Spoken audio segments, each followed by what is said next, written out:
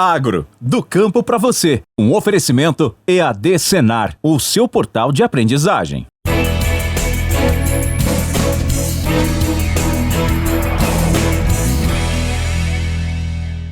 Olá! Reta final do ano de 2023. Já fez um levantamento de como foi o seu ano, da sua empresa e da sua vida? Programando ou se preparando para o ano novo?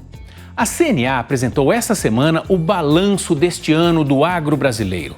Assunto que afeta também você que vive na cidade. Um ano de safra recorde e de PIB em queda. Safra cheia e bolso vazio. Vamos trazer todos os detalhes e as perspectivas para 2024. E tem também uma matéria sobre a palma forrageira. Conhece? Quem é da região do semiárido sabe a importância para a alimentação dos animais. E quem é da cidade ou ainda não conhece, vai aprender a fazer receitas deliciosas com esse alimento. Eu gostei. É saboroso. Você vai conhecer os vencedores do Prêmio Artesanal de Vinhos e Espumantes, que aconteceu em Bento Gonçalves, no Rio Grande do Sul. E o lugar onde o presidente Juscelino Kubitschek viveu e que serviu de experimentos para a agricultura no Cerrado. Estamos no ar com Agro, do campo para você, um programa do sistema CNA Senar. A CNA apresentou o balanço do setor em 2023 e trouxe as perspectivas para 2024 durante uma coletiva de imprensa na sede da Confederação. Os números mostram que, apesar de uma produção recorde de grãos na última safra, a margem de lucro do produtor rural brasileiro foi menor. A reportagem é de Bruno Fonseca e Dayan Pires.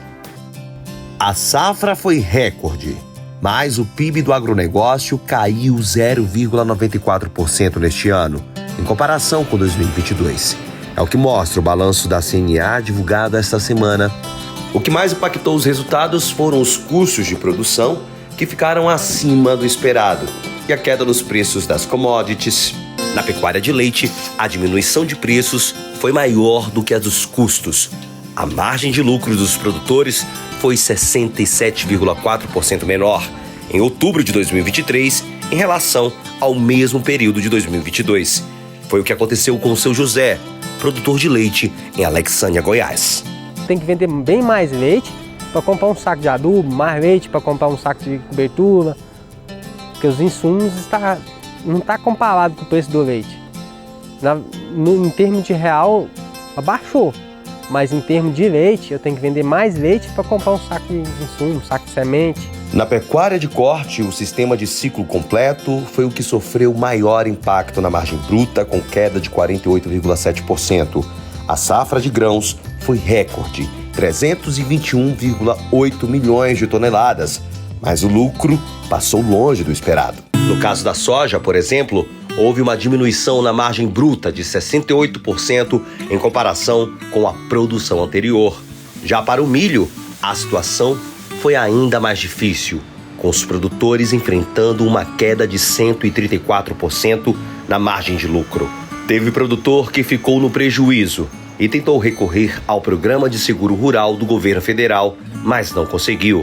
É o caso do seu Cirineu Albânio, produtor de milho, soja e trigo, na fronteira oeste do Rio Grande do Sul. Esse ano foi um ano atípico, com excesso de chuva, mas de excesso mesmo, de ficar 8, 9 dias fechado, sem nos dando condições de fazer os tratos culturais de fungicida, de inseticida, pós-emergente, adubação, essas coisas, nos levou a alocar avião. Tivemos grandes áreas fazendo com avião, que elevou bastante os custos. Outra situação que atrapalhou o desempenho do produtor brasileiro foi a insegurança jurídica. Os problemas pós-porteira também afloraram muito, dentre eles a invasão de propriedade, que eu acho que é o pior deles. É algo que nós tivemos 71 invasões até novembro, algo maior que os últimos 4 anos.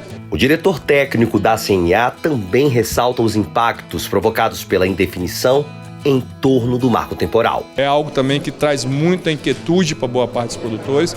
E a reforma tributária, onde a gente tinha uma expectativa que seria algo muito bom e o texto da Câmara foi bom, no texto do Senado a gente não teve o mesmo resultado. Teve também recorde nas exportações. Até outubro, foram exportados 139,6 bilhões de dólares, crescimento de 3% em relação ao mesmo período de 2022. A expectativa é que o valor chegue a 164 bilhões de dólares até dezembro, principalmente pela maior participação da China e da Argentina nas compras de soja. Então teve uma quebra de safra de 50% da soja da Argentina. A expectativa é que isso não aconteça agora, que haja uma recomposição.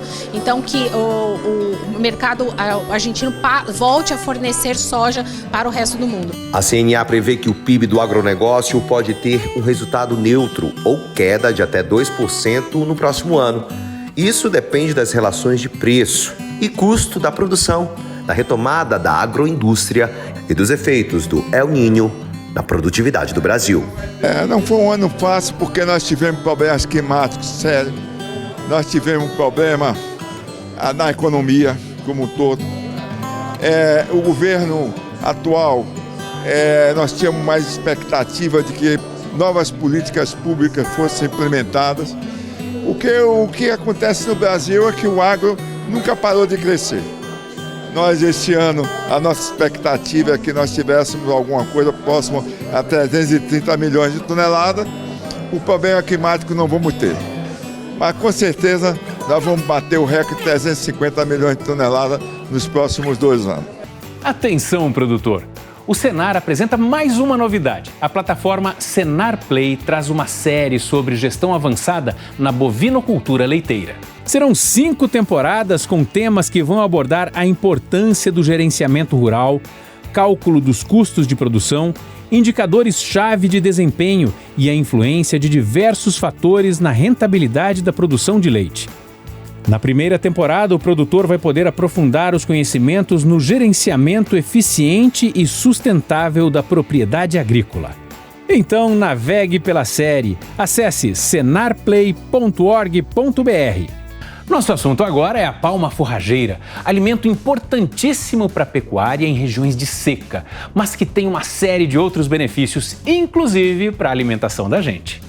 Um evento em terras norte-mineiras, um pedaço do sertão semiárido brasileiro, trouxe as novidades na área da palma forrageira. A palma forrageira é uma velha conhecida de quem vive nas regiões áridas e semiáridas do Brasil. E é uma planta bastante utilizada na alimentação de animais. Os animais gostam muito, de comer essa planta e também ela tem um teor de água muito alto, além dos carboidratos. Então ela supre muito a ausência de água. Então em tempos de seca, de escassez hídrica, ela é extremamente eficiente para qualquer tipo de sistema pecuário. E é em eventos como esse seminário que aconteceu em Minas Gerais que os incrementos e estudos sobre a palma forrageira são apresentados. Desde 2003 que nós estamos aí, as federações do Nordeste, junto com a CNA, trabalhando justamente na divulgação da palma, levando em consideração que ela é de grande importância para regiões secas, para a região semiárida do Brasil, principalmente do Nordeste. No México, o uso da palma na alimentação humana já é usado e faz parte da cesta básica da população.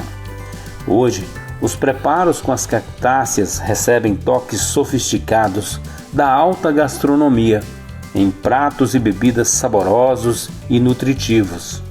A primeira receita é da chefe Antonieta Poza, que vive no Brasil há 19 anos e se dedica a divulgar a culinária mexicana por aqui. Vamos conhecer um pouco. Para fazer nossa salada de palma, nós vamos a precisar de palma limpa e cortada, tomate cortado em brunoise, cebola também cortada em brunoise, milho verde,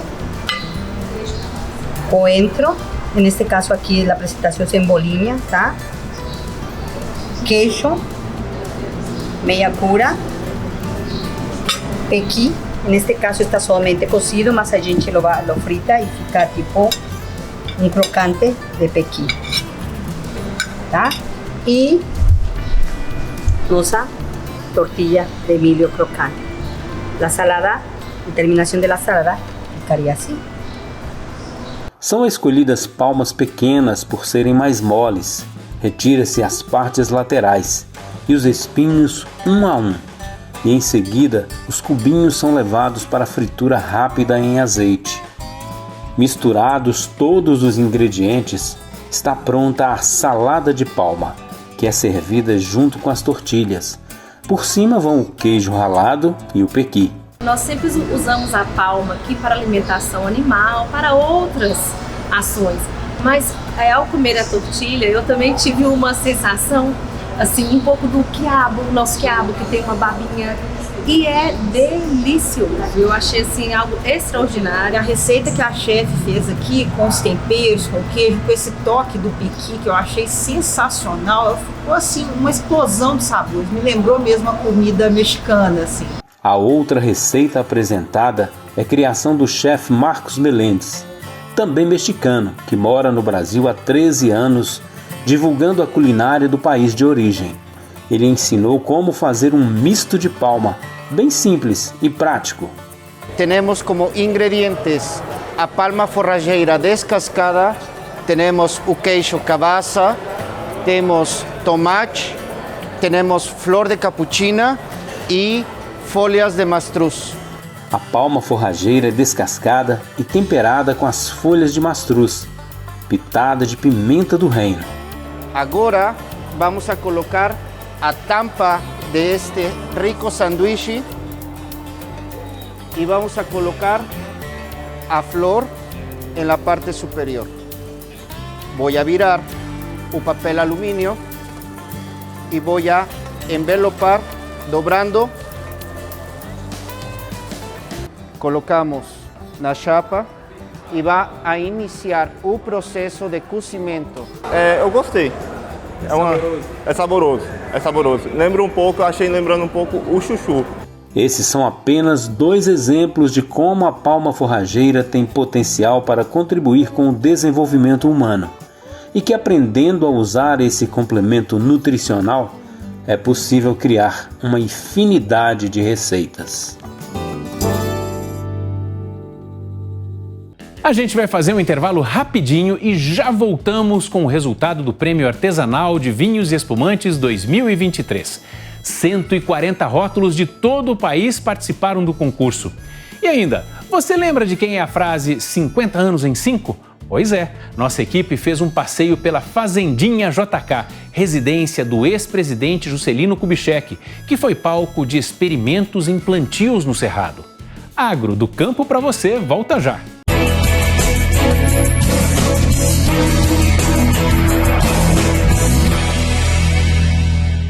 O agro está transformando vidas em todo o Brasil, como a vida do Dercy. Passei até coisas que eu nunca tive na vida. Eu tenho chuveiro elétrico, eu tenho ar-condicionado, eu tenho o que preciso na minha casa. E sabe quem está por trás de todas essas transformações? O Sistema CNA Senar, com sede em Brasília. O Sistema CNA Senar conta com 27 federações, 2.000 sindicatos rurais, cursos presenciais e EAD.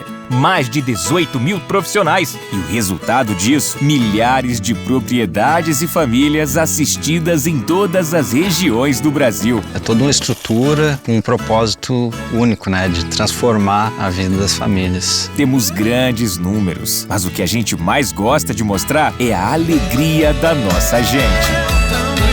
Sistema CNA Senar, transformando a vida de famílias, de regiões e de todo o país. Do pequeno ao grande, do campo para você.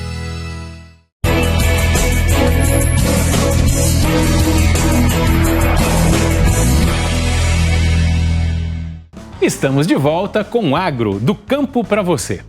A Confederação da Agricultura e Pecuária do Brasil está participando até o dia 12 de dezembro em Dubai, nos Emirados Árabes Unidos, da Convenção das Nações Unidas sobre Mudanças Climáticas, a COP28. Pablo Ulisses, enviado especial da CNA, tem os detalhes. Olá, Eduardo. A CNA está acompanhando de perto a 28ª Conferência das Nações Unidas sobre Mudanças Climáticas, a COP28, que neste ano acontece em Dubai, nos Emirados Árabes Unidos. E quem vai dar mais informações sobre a participação da CNA é o coordenador de sustentabilidade, Nelson Ananias. Nelson, começa perguntando qual a importância de se participar da COP.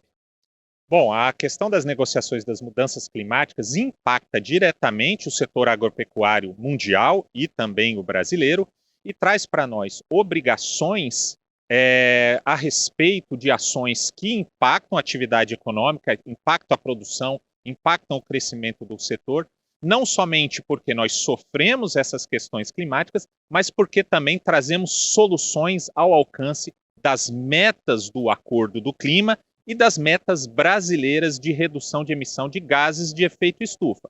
Então, a importância de estar aqui é acompanhar todas essas negociações, trazer o melhor do agro brasileiro, propostas de solução na redução das emissões de gases de efeito estufa, da qual nós, como executores de um código florestal extremamente rígido, de executores de uma agricultura de baixa emissão de carbono, podemos trazer de soluções na redução das emissões, não só do Brasil, mas como solução para a redução das emissões para o mundo. Bom, Nelson, falando de representatividade, o que a CNA está trazendo para a conferência este ano de posicionamento? Nós estamos na COP28, que está sendo conhecida como a COP do Balanço Global. Ou seja, é o momento de refletir, de trazer todas as ações, avaliar todas essas ações e chegar à conclusão de que essas ações elas são compatíveis com o objetivo do Acordo do Clima, que é evitar o aumento da temperatura em 1,5 grau até 2100. Então, esse balanço ele vai trazer grandes ações, vai trazer uma avaliação de tudo aquilo que está sendo colocado na mesa para que a gente alcance essa meta e, não somente isso, o que fazer para alcançar essa meta caso a gente não esteja no caminho correto. E neste momento, neste cenário, o agro brasileiro traz grandes contribuições. Então, nós temos questões relacionadas à adaptação, né? Adaptação como a agricultura brasileira já faz, né? O ABC é um grande exemplo de adaptações a essas alterações climáticas, mas nós não falamos só sobre isso. A nossa agenda é uma agenda bem ampla, mas uma agenda que traz o Brasil para as negociações, que oferece ao mundo soluções em questões de mitigação, adaptação e co-benefícios, e que o agro está pronto a assumir esse desafio de produzir mais, produzir melhor e produzir com segurança climática. E esses temas que você falou agora há pouco são os mais importantes para o setor? Sem dúvida, nós temos que trabalhar dentro do balanço geral, garantir que aquelas ações que nós já empreendemos como setor agro brasileiro, como cumprir o Código Florestal e Agricultura de Baixa Emissão de Carbono, ela possa ser reconhecida e ela possa entrar nas recomendações que virão para a revisão da NDC prevista para a COP30, daqui a 2 anos, provavelmente em Belém. Então, diante de tudo que você falou agora, qual o papel do setor agropecuário na questão das mudanças climáticas? Solução. Eu acho que a palavra certa e a palavra mais direta em todas essas ações são soluções. Dentre as NDCs, ou seja, os compromissos de todos os países para alcançar as metas do Acordo de Paris, das 200 e tantas propostas, 144 delas são baseadas em ações do agro. O agro é o setor econômico que tem a condição de, quanto mais produz, menos emite, mais mitiga. Nelson, no dia 10 temos o Dia do Agro. O que você pode esperar do evento? Bom, dia 10 é o dia temático da COP sobre sistemas alimentares, água e comida. A gente não podia estar fora dessas discussões. Então nós vamos trazer o melhor do agro aqui no estande do setor produtivo brasileiro, no qual nós vamos discutir pontos essencialmente importantes para a discussão aqui dentro da COP. Entre esses pontos, uma discussão multilateral com outros países para fazer um comparativo, um benchmark a respeito do que se faz em cada um desses países no agro para alcançar a redução das mudanças, mitigação e adaptação. Depois nós vamos falar sobre mercado de carbono, nós vamos falar sobre transição energética e nós vamos falar sobre transparência do agro, fechando com uma grande palestra, uma grande fala a respeito de segurança alimentar é paz no mundo. E paz nós estamos precisando no mundo agora, né? Obrigado pela entrevista, Nelson. Eu conversei com Nelson Ananias, coordenador de sustentabilidade da CNA, Lembrando, dia 10 é o Dia do Agro aqui no pavilhão do setor produtivo brasileiro e reforçando que a participação da CNA e o Dia do Agro você pode acompanhar no site CNA Brasil e nas redes sociais do sistema CNA Senar. O prêmio CNA Brasil Artesanal Vinhos e Espumantes 2023 chegou ao fim. Foram analisados 140 rótulos de produtores de todo o país nas categorias vinho tinto, vinho branco, espumante moscatel, espumante charmat ou tradicional. A premiação foi dividida em 3 etapas: júri técnico, júri popular e avaliação da história do produto. 20 rótulos foram selecionados para a grande final. Na categoria vinho tinto, os vencedores são: primeiro lugar, Ronaldo Cirilo Triaca, do Distrito Federal. Segundo lugar, Carlos Sanabria, Rio Grande do Sul. Terceiro lugar, José Magid Vaquil, Minas Gerais. No vinho branco, primeiro lugar com Cátia Regina Betiato, Paraná. Segundo lugar, Marcelo Luquezzi, São Paulo. Em terceiro, Nayana Argenta, Rio Grande do Sul. Na categoria espumante moscatel, todos os vencedores são do Rio Grande do Sul. Em primeiro lugar, Alana Capelli de Carli. Em segundo, Alzemiro André Moura. Em terceiro, Dirceu Pasquale. Na espumante charmat ou tradicional, primeiro lugar, Dirceu Pasquale, do Rio Grande do Sul. Segundo lugar, Alana Foreste, também do Rio Grande do Sul. Em terceiro lugar, José Luiz Marcon Filho, Paraná. O prêmio CNA Brasil Artesanal Vinhos e Espumantes 2023 é promovido pela CNA em parceria com a EPAMIG, EPAGRE, SEBRAE e Associação Brasileira de Sommeliers do Distrito Federal. A cobertura completa da premiação você acompanha no próximo programa. E agora nós vamos a Brasília para saber dos principais assuntos da semana com o Francisco Jordão. Bem-vindo, Francisco. Olá, Eduardo. Olá, você que nos assiste. Veja como o sistema CNA Senar atuou nessa semana para os produtores de alimentos. A CNA participou de audiência pública na Câmara dos Deputados para debater políticas de incentivos aos fertilizantes e aos bioinsumos. E o presidente João Martins recebeu o senador Davi Alcolumbre e apresentou as ações do sistema CNA Senar para os produtores rurais. A Comissão Nacional das Mulheres do Agro se reuniu para fazer um balanço das ações em 2023 e discutir o planejamento para o próximo ano. A Confederação também esteve nas reuniões das câmaras setoriais de culturas de inverno e de algodão do Ministério da Agricultura e participou, em Uberaba, da Comissão Técnica de Cana-de-Açúcar da Federação da Agricultura e Pecuária de Minas Gerais. A Confederação esteve ainda na reunião do Comitê Técnico do Conselho Deliberativo da Sudene. Acompanhe essas e outras notícias no site CNA Brasil e nas redes sociais do Sistema CNA Senar. Obrigado, Francisco. E a nossa equipe visitou um local no coração do Cerrado, que já foi moradia de um ex-presidente e que serviu de base para o agronegócio brasileiro. Ficou curioso? Então conheça a Fazendinha JK. Brasília. A capital do país foi projetada pelo urbanista Lúcio Costa e pelo arquiteto Oscar Niemeyer. E a realização da obra veio pelas mãos do então presidente na época, Juscelino Kubitschek. A cidade é exemplo de modernidade e planejamento urbano. A arquitetura de Niemeyer se faz presente no Palácio do Planalto, na Catedral Metropolitana e no Memorial JK, onde pode ser encontrado grande parte do acervo pessoal do ex-presidente JK. Uma viagem no tempo e na lembrança. Se a gente quer uma amostra, né, dos nossos arquitetos, daquilo que se pode ser construído em cima de uma cidade, a gente pode vir conhecer Brasília. O estilo arrojado com elementos curvos e vazados também está no campo, mais precisamente na Fazenda Santo Antônio, em Lusiânia, Goiás. O local serviu como a última morada de Juscelino e atualmente é conhecido como Fazendinha JK. E esse é o último grande legado que ele deixa para o Brasil. A Fazendinha JK é esse legado que o agronegócio do Brasil começa aqui na Fazendinha JK. A Fazendinha JK é o único projeto rural de Niemeyer e traz jardim projetado pelo paisagista Roberto Bulemax. Ele comprou essa fazenda, ele queria ser fazendeiro no Planalto Central para provar que o Cerrado era viável. Então ele compra a Fazendinha JK e usou ela como laboratório. Em uma ação para promover o turismo na região, representantes do FAEG Jovem, programa do Senar de formação de novas lideranças no agro, estiveram na propriedade e aproveitaram para aprender mais sobre a relação de JK com o agro brasileiro. Um pouco do que ele trouxe do agronegócio aqui para a região, né? Então ele trouxe soja, ele trouxe trigo, ele trouxe experimentos importantíssimos aqui para a nossa região, né? Então, até hoje aqui nós temos frutas da época que ele fez experimentos, trouxe de outros estados para cá. E esse conhecimento, ele tem que ser expandido.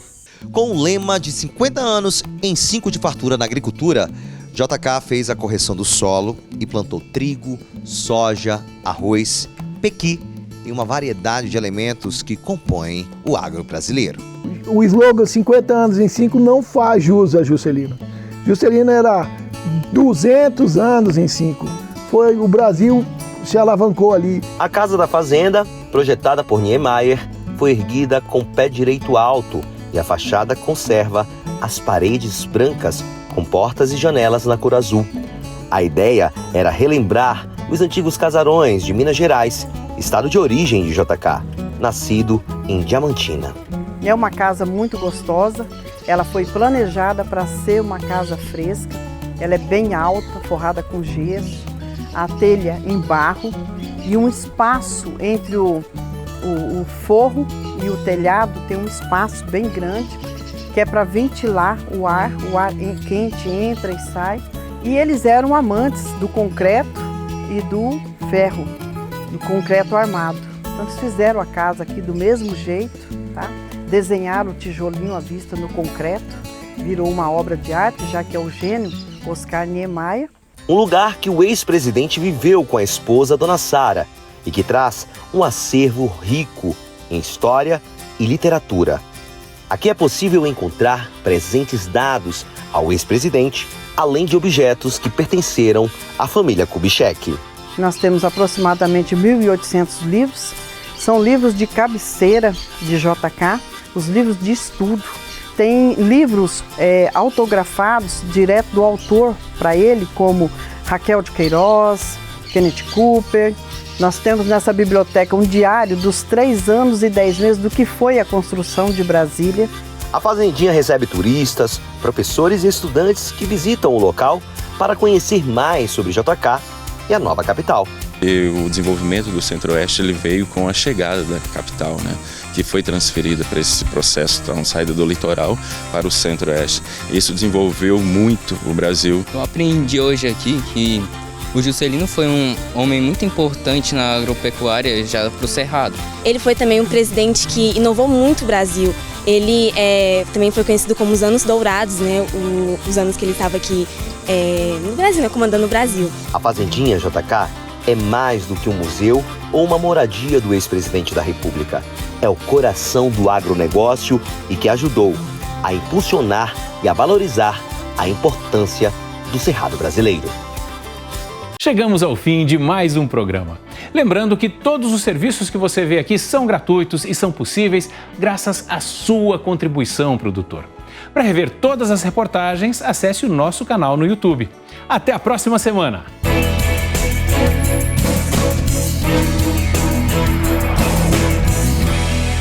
Um oferecimento EAD Senar, o seu portal de aprendizagem.